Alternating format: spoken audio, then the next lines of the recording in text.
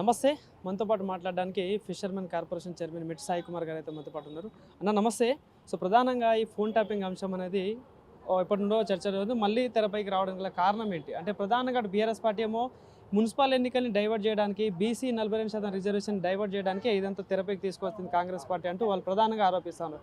Same సమాధానం ఇస్తారు. నేను ఏమంటున్నా అంటే అండి, ఇప్పుడు హరీష్ రావు గారు, కేటీఆర్ గారు, హరీష్ రావు ఇందులో బాధితుడు, ఆయన చెప్పలేకపోతున్నాడు. హరీష్ రావు ఫోన్ ట్యాప్ చేసింది ఎవరు? కేటీఆర్. అది చెప్పాలి ముందు. హరీష్ రావు ఫోన్ ట్యాపింగ్ వ్యవహారం ఎక్కడ స్టార్ట్ అయింది? హరీష్ రావు యొక్క ఫోన్ని కేటీఆర్ అనే వ్యక్తి, అప్పుడు మంత్రి, ఈయన మంత్రి కదా, ఈయన బీఆర్ఎస్ మంత్రి కదా, ఆయన బీఆర్ఎస్ మంత్రి కదా, ఎందుకో బీఆర్ఎస్ మంత్రి యొక్క ఫోన్ ట్యాప్ చేసిండు. ఎందుకో బీఆర్ఎస్ మంత్రి వాళ్ళ చెల్లెలకు ఫోన్ ట్యాప్ చేసిండు. ఎందుకో బీఆర్ఎస్ మంత్రి వాళ్ళ కుటుంబం యొక్క బావ ఫోన్ ట్యాప్ చేసిండు. అది చెప్పండి. కుటుంబ సభ్యుల ఫోన్ ట్యాప్ చేసిన మీరేం మనుషులురా దుర్మార్గులు? మీరు మనుషులేనా? అసలు రాజ్యాంగ విద్రోహ శక్తులు ఎవరు ఉంటే వాళ్ళ ఫోన్ ట్యాప్ చేస్తారు. టెర్రరిస్టులు కానివ్వండి, సంఘ విద్వేషులు ట్యాప్ చేస్తారు. ఈయన సంఘ విద్వేషులు మీరే కాబట్టి ఫోన్ ట్యాప్ చేసిరా. సో అంటే ప్రధానంగా ఇప్పుడు కాంగ్రెస్ ప్రభుత్వం వచ్చినప్పటి నుండి అటు కాళేశ్వరం విషయం కావచ్చు, ఫార్ములా ఈ కార్ రేస్ విషయంలో కావచ్చు, ఇప్పుడు ఈ ఫోన్ ట్యాపింగ్ అంశం వరుసగా విచారణ అయితే జరుగుతుంది. అరెస్ట్ ఎప్పుడు అవుతారు మరి? అరెస్టు అనేది రాజ్యాంగ విలువలతో వ్యవహారం ఉంటుంది మై డియర్. ఇప్పుడు మీరు ఒక వ్యక్తిని కించపరిచినప్పుడు అప్పుడే అరెస్ట్ చేయరు. విచారణ చేపట్టి సాక్ష్యాలు సేకరించి స్పష్టంగా మిమ్మల్ని అరెస్ట్ చేయాలనే సమయానికి అరెస్ట్ చేస్తారు.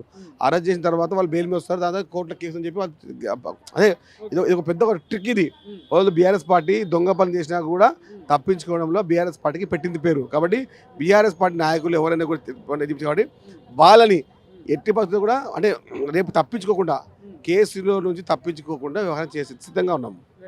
సో అంటే నిన్న బీఆర్ఎస్ భవన్లో, తెలంగాణ భవన్లో ఒక స్కిట్ అయితే చేయడం జరిగింది. సో మీరు కూడా చూసే ఉంటారు. సో ఏంటి, ఎట్లా స్పందిస్తారు మరి? ముఖ్యమంత్రి గారికి సంబంధించి కొన్ని స్కిట్లు కూడా వేయడం జరిగింది. సో దానిపై ఎట్లా మీ స్పందన?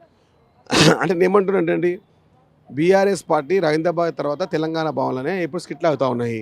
కాబట్టి రవీంద్రభారతిలో ఏమైనా నాటకాలు ఎవరైనా చేసేవాళ్ళు ఉంటే వాళ్ళు తెలంగాణ భవన్కి వెళ్ళి వాళ్ళు కిరాయి తీసుకొని చేసుకోవచ్చు.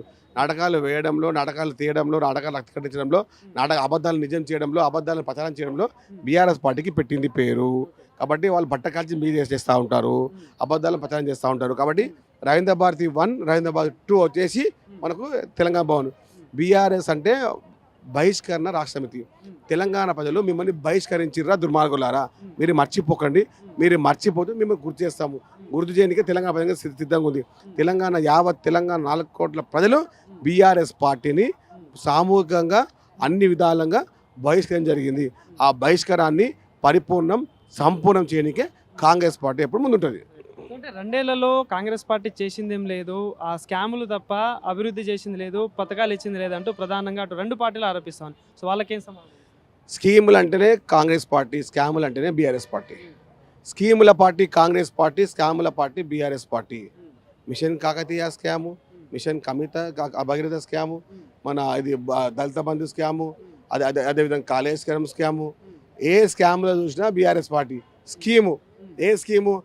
సన్నబియ్యం స్కీము, మన రేషన్ కార్డుల స్కీము, ఉచిత బస్సు స్కీము, 500 రూపాయల సిలిండర్ స్కీము, 200 యూనిట్ల మన లైట్ బిల్లు, విద్యుత్ బిల్లు స్కీము.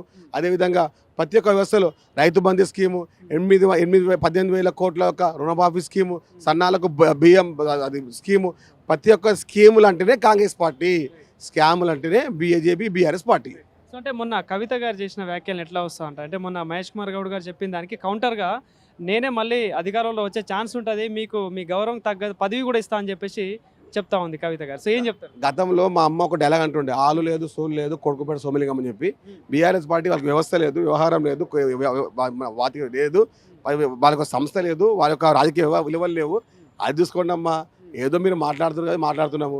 మా పార్టీ దగ్గరకు వచ్చి మా వ్యవస్థ మాట్లాడితే మేము గట్టిగా మాట్లాడతాము, అది తట్టుకోలేరు. కాబట్టి మీరు మీ పార్టీ యొక్క సింబల్ ఏంది, మీ పార్టీ యొక్క ఎజెండా ఏంది, మీ పార్టీ యొక్క వ్యవహారం ఏంది, మీ పార్టీ యొక్క సంస్థ ఏంది, మీ పార్టీ యొక్క రాష్ట్ర కార్యాలయం ఎక్కడ ఉంది, మీ పార్టీ యొక్క జిల్లా అధ్యక్షుడు ఎక్కడ ఉన్నారు, మీ పార్టీ కార్యవర్గం ఎక్కడ ఉంది, అది చెప్పండి.